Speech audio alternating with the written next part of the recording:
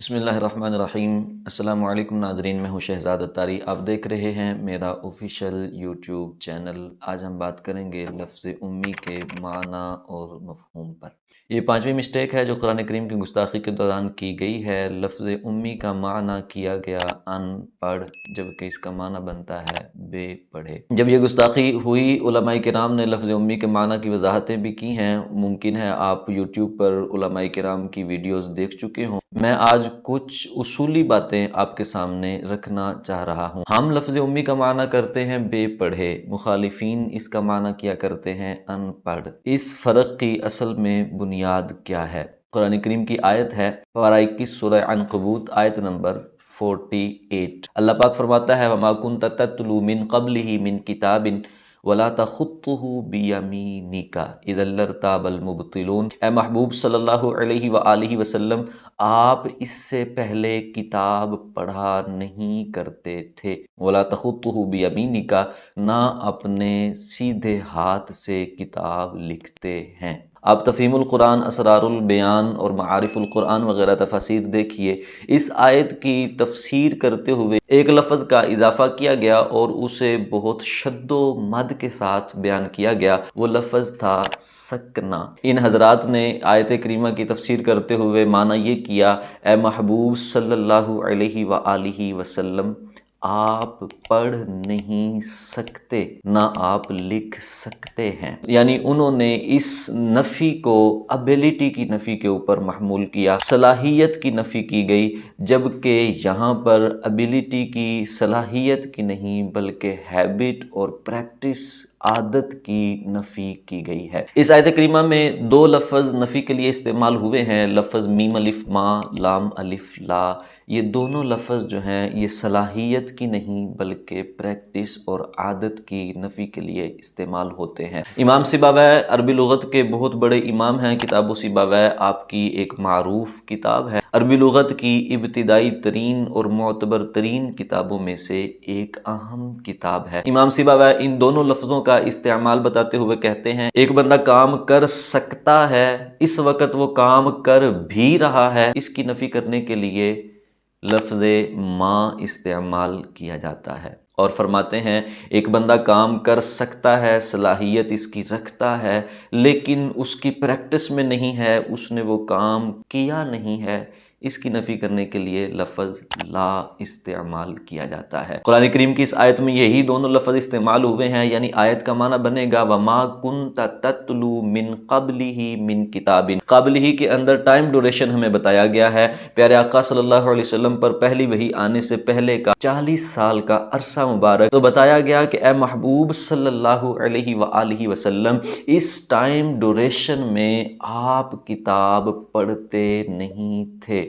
اس کے بعد سے آپ کے فرائض نبوت میں یہ بات شامل ہو گئی۔ اللہ پاک نے فرمایا یتلو علیہم آیاتی، اور وہ اللہ کی آیتیں لوگوں کو پڑھ کے سناتے ہیں۔ چونکہ پہلی وحی آنے کے بعد کتاب پڑھنا، پڑھ کر آیات لوگوں پر تلاوت کرنا فرائض نبوت میں شامل ہو گیا تھا، اس لیے ماں کے ساتھ نفی کی گئی، ٹائم ڈوریشن دیا کہ یہ جو ٹائم ڈوریشن ہے من قبل ہی کا 40 سال کا عرصہ، اس میں آپ کتاب نہیں پڑھا کرتے تھے۔ وَلَا تَخُطُّهُ بِيَمِينِكَ، اے محبوب صلی اللہ علیہ وسلم، آپ اپنے داہنے ہاتھ سے کتاب لکھتے نہیں ہیں۔ یہاں لفظ لام الف لا کے ساتھ نفی کی گئی، اس کا مطلب یہ بنے گا کہ اے محبوب صلی اللہ علیہ وسلم، آپ کے اندر لکھنے کی صلاحیت ہے، لیکن آپ کی پریکٹس میں یہ چیز نہیں ہے، عادت میں یہ چیز نہیں ہے، آپ لکھتے نہیں ہیں۔ چونکہ یہاں پر لفظ میم الف ما سے اور لام الف لا سے نفی کی گئی ہے،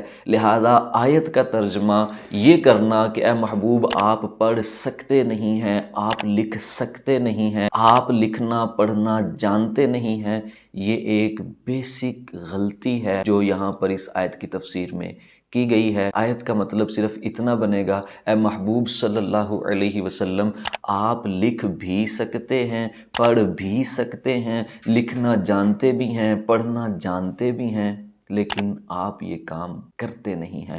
تو یہ پریکٹس کی نفی ہے۔ بخاری شریف کی حدیث پاک ہے، پیارے آقا صلی اللہ علیہ وآلہ وسلم نے ارشاد فرمایا، انا امۃ امیۃ لا نکتب ولا نحسب، بے شک ہم امی امت ہیں، ہم لکھتے نہیں ہیں، ہم حساب کتاب نہیں کرتے۔ اب دیکھیے یہاں پر بھی سیم لفظ استعمال ہوا امی کا، اور سیم اس کی نفی کی گئی لا نکتبو کے ساتھ۔ اگر تو لا نکتبو کا ترجمہ لکھ سکتے نہیں ہیں کیا جائے، امی کا ترجمہ ان پڑھ کیا جائے، تو پھر سوال پیدا ہوتا ہے یہ جو تفہیم القرآن لکھی گئی، اسرار البیان لکھی گئی، معارف القرآن لکھی گئی، جنہوں نے یہ لکھی ہے کیا وہ امت میں شامل نہیں ہیں؟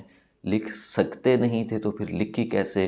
اور لکھ سکتے تھے تو پھر لا نکتبو کا مطلب کیا بنے گا؟ 1400 سال سے علماء کرام تحقیق کرتے آ رہے ہیں۔ حضرت عمر بن عبدالعزیز رحمۃ اللہ تعالی علیہ کی دور خلافت میں جا کر باقاعدہ سے امت کے علماء نے کتابیں لکھنا، تدوین و اشاعت کا سلسلہ شروع کیا۔ تقریباً 1400 سال کے قریب عرصہ ہو چکا ہے، علماء کرام ہر دور میں لکھتے آ رہے ہیں۔ آج بھی دنیا بھر میں ریسرچ سینٹرز موجود ہیں، کتابیں لکھی جا رہی ہیں، امت لکھ رہی ہے۔ اگر لا نکتب کا ترجمہ لکھ سکتے نہیں ہیں کیا جائے تو یہ ساری امت جو کر رہی ہے یہ کیا ہے؟ پتہ چلا لا نکتب کا ترجمہ یہاں پر یہ نہیں کیا جائے گا کہ ہم لکھ سکتے نہیں ہیں، اس کا کچھ اور معنی ہے۔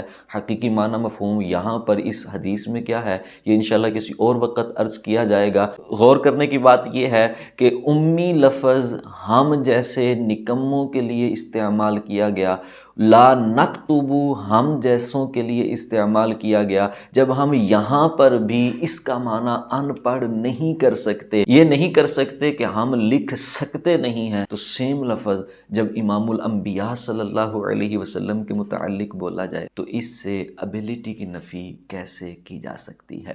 معلوم ہوا لفظ امی کا معنی ان پڑھ نہیں ہے، لفظ امی کا معنی ہے بے پڑھے، یعنی وہ ہستی جنہوں نے دنیا میں کسی سے لکھنا پڑھنا سیکھا نہیں ہے۔ اب یہاں پر ایک سوال پیدا ہوتا ہے، جس دور میں پیارے آقا صلی اللہ علیہ وسلم دنیا میں جلوہ گر ہوئے، جس ماحول میں آپ نے بچپن مقدس گزارا، جس ماحول میں جوانی مبارک گزاری، اس ماحول کا، اس دور کا اگر جائزہ لیں تو عرب کے ہاں پڑھانے لکھانے کا دستور ہی نہیں تھا۔ اس دور کا اگر ہم جائزہ لیں تو شاید ہمیں اس دور میں ایک بھی مدرسہ، ایک بھی سکول ہمیں عرب کے معاشرے میں نظر نہ آ سکے۔ اگر پیارے آقا صلی اللہ علیہ وآلہ وسلم نے دنیا میں کسی سے پڑھا نہیں، سیکھا نہیں، تو کیا اس کا یہ مطلب بنے گا کہ آپ صلی اللہ علیہ وسلم نے 40 سال کا عرصہ عرب کے عام دستور کے مطابق بسر کیا ہے؟ فرض کیجئے ایک شخص تھا زید، اس نے بھی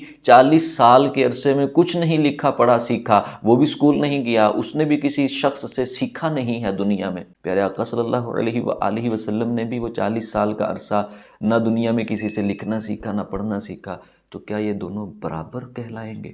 علامہ حرالی رحمۃ اللہ تعالی علیہ 7ویں ہجری کے بزرگ ہیں، آپ نے بڑا خوبصورت اس سوال کا جواب دیا ہے۔ فرماتے ہیں لفظ امی کا اصل میں معنی ہے فطرتہ علی ما وراء فطرت الناس، وہ ہستی جن کی فطرت لوگوں کی فطرت سے مختلف بنائی گئی ہے۔ آپ اپنے گھر کے اندر دیکھ لیجئے، ہمارے ہاں بچہ جب بولنا شروع کرتا ہے، چیزوں کو سمجھنا شروع کرتا ہے، وہ بہت سارے سوال پوچھا کرتا ہے۔ یہ بات اس چیز کی نشاندہی کرتی ہے انسان کی فطرت میں سیکھنا رکھا گیا ہے، لیکن پیارے محبوب صلی اللہ علیہ وآلہ وسلم وہ ہستی ہیں جن کی فطرت میں سیکھنا نہیں بلکہ سکھانا رکھا گیا ہے۔ اس کی صرف 2 مثالیں میں آپ کے سامنے رکھوں گا۔ حضرت حلیمہ سعدیہ رضی اللہ تعالیٰ عنہ فرماتی ہیں، پیارے آقا صلی اللہ علیہ وآلہ وسلم نے بچپن مقدس میں جب پہلا لفظ، پہلا جملہ اپنی زبان مبارک سے ادا کیا، وہ تھا اللہ اکبر کبیرہ والحمد للہ کثیرہ۔ دیکھیے ہمارے ہاں اسلامی ماحول ہے، گھر میں سب مسلمان، گلی میں سب مسلمان، مسجد سے 5 وقت اللہ اکبر کی صدائیں آ رہی ہیں، اس کے باوجود ہمارا بچہ پہلا لفظ اللہ نہیں بولتا۔ اگر کوئی والدین چاہتے ہیں کہ ہمارا بچہ پہلا لفظ اللہ بولے، تو اس کے لیے محنت کرنی پڑتی ہے، اس کو سکھانا پڑتا ہے۔ پیارے آقا صلی اللہ علیہ وآلہ وسلم نے جہاں پر بچپن مقدس گزارا، ارد گرد شرک والا ماحول ہے، لوگ بت پرستیوں میں مبتلا ہیں، ایسے ماحول میں پیارے آقا صلی اللہ علیہ وسلم کو کسی نے اللہ کہنا سکھایا ہوگا؟ ایسا نہیں ہے۔ آپ صلی اللہ علیہ وآلہ وسلم نے بغیر کسی سے سیکھے ایک لفظ نہیں، لفظ اللہ نہیں بلکہ پورا سنٹینس بولا۔ میں تو سمجھتا ہوں اس سنٹینس کے اندر الہیات کا ایک پورا نصاب موجود ہے۔ ابو طالب پیارے آقا صلی اللہ علیہ وآلہ وسلم کی خدمت کیا کرتے تھے۔ پیارے آقا صلی اللہ علیہ وآلہ وسلم کے چچا ہیں حضرت عباس۔ ابو طالب نے اپنے بھائی حضرت عباس رضی اللہ تعالیٰ عنہ کو ایک مرتبہ بتایا، ہمارے گھر میں جب کھانا کھایا جاتا ہے تو کھانے سے پہلے کچھ نہیں پڑھا جاتا، کھانے کے بعد بھی کچھ نہیں پڑھا جاتا، لیکن میرا بھتیجا محمد صلی اللہ علیہ وآلہ وسلم جب کچھ کھاتے ہیں کچھ پیتے ہیں تو پڑھتے ہیں بسم اللہ الاحد، جب کھا چکتے ہیں تو کہتے ہیں الحمدللہ۔ اب دیکھیے پیارے آقا صلی اللہ علیہ وسلم کا بچپن مبارک ہے، یہ سارے آداب آپ کو کس نے سکھائے؟ پتہ چلا آپ صلی اللہ علیہ وآلہ وسلم دنیا میں سیکھنے نہیں آئے، سکھانے کے لیے تشریف لائے ہیں۔ امی کا یہی معنی ہے کہ ساری انسانوں کی فطرت میں سیکھنا رکھا گیا، لیکن وہ ہستی جن کی فطرت میں سیکھنا نہیں بلکہ سکھانا رکھا گیا ان کو امی کہا جاتا ہے۔ اب دیکھیے اس سے پیارے آقا صلی اللہ علیہ وسلم کی کیسی پیاری شان ظاہر ہو رہی ہے کہ آپ بے مثل اور بے مثال ہیں، آپ کی مثال دنیا میں کوئی نہیں ہے۔ لیکن افسوس کی بات ہے پیارے آقا صلی اللہ علیہ وآلہ وسلم کی اتنی بڑی شان کو منبر پر بیان کیا گیا تو گستاخی بنا کر بیان کیا گیا۔ اللہ پاک ہمیں ادب کی توفیق عطا فرمائے، اللہ پاک ہمیں قرآن و سنت کو درست انداز پر سمجھنے کی توفیق عطا فرمائے۔ 5 مسٹیکس ہو گئی ہیں، 6ٹھی مسٹیک انشاءاللہ الکریم اگلی ویڈیو میں ذکر کی جائے گی۔ تب تک کے لیے اجازت دیجیے، اللہ حافظ۔